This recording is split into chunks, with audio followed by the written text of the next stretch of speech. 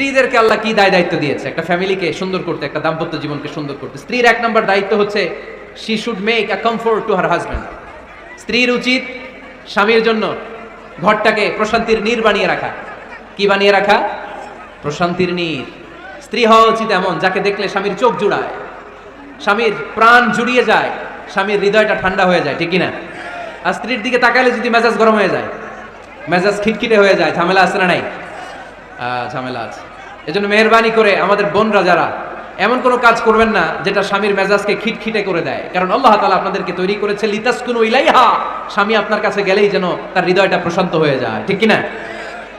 অনেক স্ত্রী আছে না জেনে না বুঝে স্বামীর সাথে এমন খিটখিটে মেজাজ দেখায় যেটা স্বামীর জন্য মেনে নেওয়া কষ্টকর, স্বামীর জন্য একটা ত্রাস হয়ে দাঁড়ায়। স্ত্রী ত্রাস। অনেক স্বামী আছে স্ত্রীর এরকম আচরণের কারণে, অতিরিক্ত প্রেসার ক্রিয়েট করার কারণে স্ত্রীদেরকে ভয় পায়।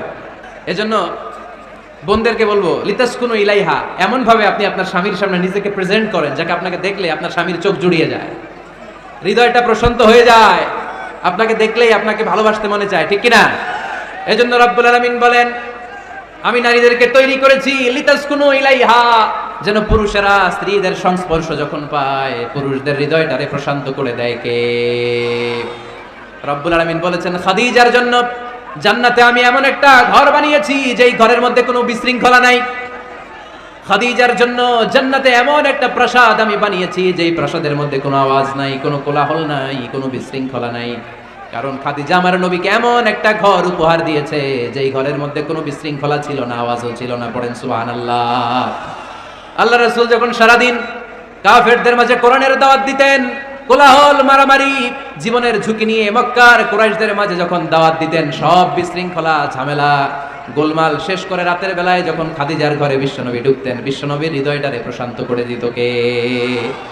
আম্মাজান খাদিজা বিশ্বনবী সাল্লাল্লাহু আলাইহি ওয়াসাল্লামের জন্য এমন ঘর উপহার দিয়েছেন যেই ঘরে বিশ্বনবী আসলে বিশ্বনবীর হৃদয়টা ঠান্ডা হয়ে যেত। সুবহানাল্লাহ পড়েন। অনেক স্ত্রী আছে স্বামী ঘরে ঢুকলেই ঘরে আটা নাই, রুটি নাই, চাল নাই, ডাল নাই, এটা লাগবে ওইটা লাগবে, ওখানে যেতে হবে, একটার পর একটা ফিরিস্তি বলে বেড়ায়, আছে না নাই? না, এটা করবেন না। আপনার কি লাগবে এই সব দায়িত্ব আল্লাহ তাআলা স্বামীকে দিয়েছে, স্বামীকে জানাবেন। তবে ধীরে সুস্থে স্বামীর জন্য ঘরটাকে এমন করে রাখতে হবে যেন ঘরে ঢুকলেই স্বামীর হৃদয়টারে প্রশান্ত করে দেয় কে?